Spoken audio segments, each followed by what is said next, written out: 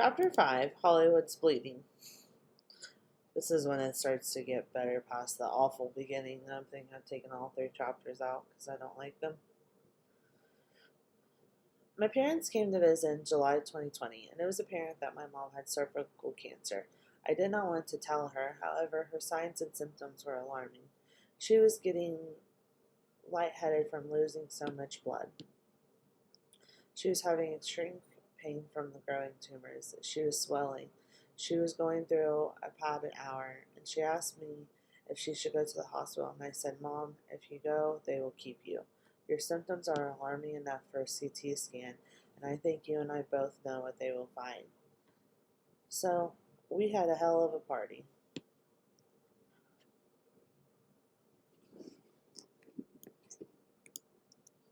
It's hard to watch my mom drink and everything. Angels come to you in people or places.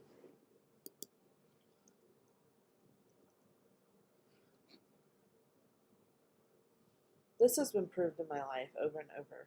When I feel like I can't take it anymore, whatever the problem is, I just go into prayer and I tell the universe what I want.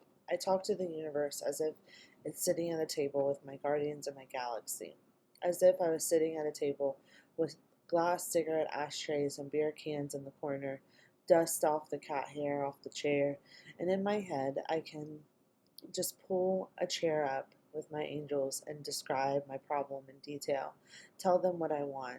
Then I get signs and nudges in the right direction. It's like the wind pulls you into a direction. And if I was upset and needed not to be around Hubs number 1, then I whispered a prayer to my angel. Then bam, my landlord comes knocking on with a project. His influence on Hubs number 1 was extremely beneficial for him. He learned a lot about how to be a respectful human being. He did not like how he talked to. His son died at the WEBM fireworks. He was drunk and fell off of a balcony. He was 23 years old.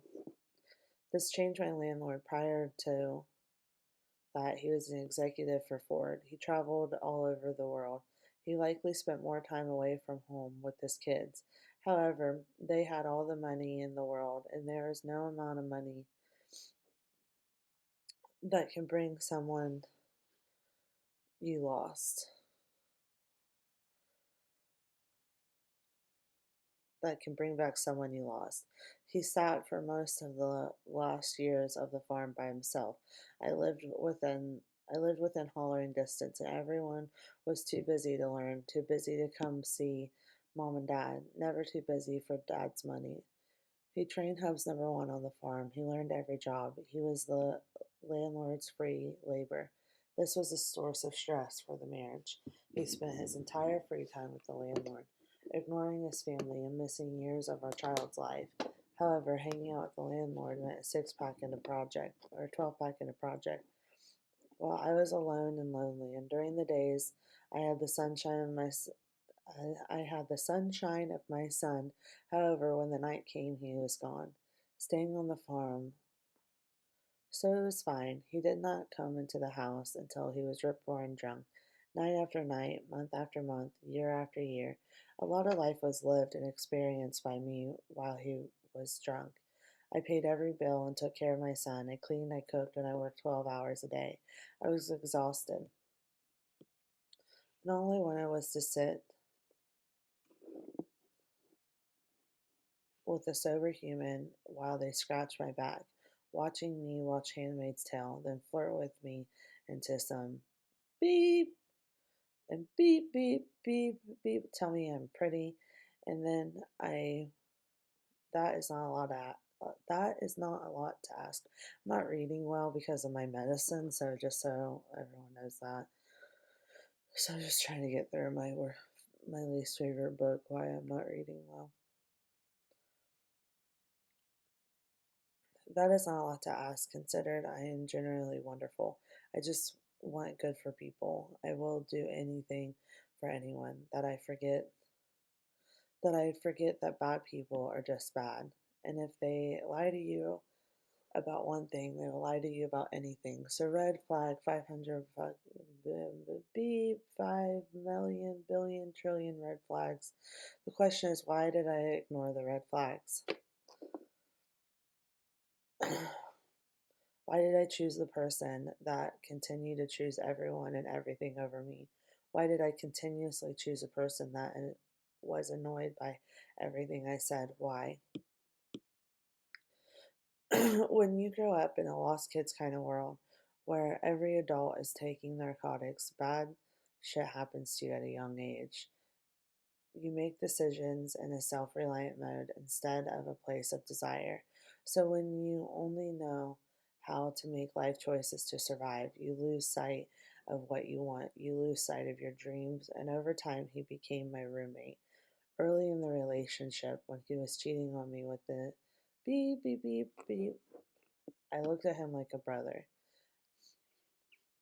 See, he is not the first boy I loved and could not beep, beep, beep, and I gave him grace. I said, well, I'll just stop beep, beep, beep, beep, beep, and get this degree and move on. Now it's 2021, and I'm still crying every week over the same endless fights. Money and money for this, money for whatever he needs, always making an excuse of why everything is more important. My favorite place to cry. Every time I was crying, sitting in a tree swing, our landlord would come up on his mule and give me counsel, often using Robin Williams for my depression. He would never throw another alcoholic under the bus. However, he would keep him busy. Our earthly grandpa uses booze to run from his problems too.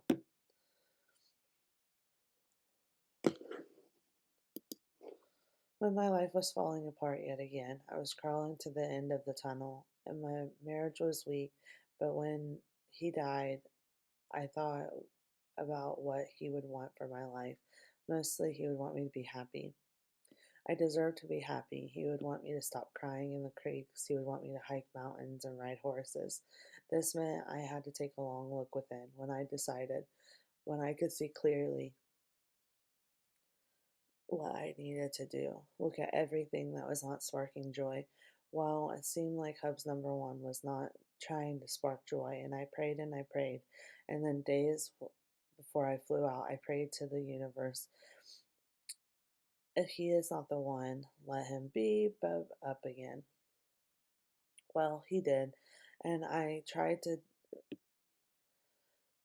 do not remember what he said. I do remember it was enough to trigger the divorce talk. After 3 years of talk, how he would really just want to be friends. He starts crying and working hard on controlling his anger. Now it's 3 months talking about his aggressive outbursts or abusive behavior. Again, he has never hit me, however, he wanted to. He described it in vivid detail, and this tactic is how abusers control you. Just the fear of him. Beep, beep, beep, beep, beep is enough to get someone in line. He is a man with man muscle, and that scares me.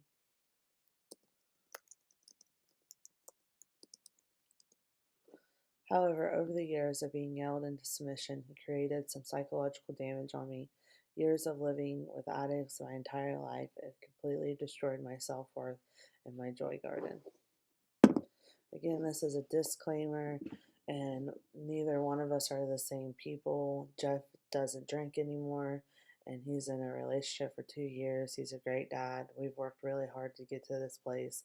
He's not that person anymore, but he was, and that's something that I have to process in my therapy, which I have. That's why I don't want to read this book anymore. I forgive Jeff, and there's a lot of things that I loved about Jeff. I was married to him for a very long time.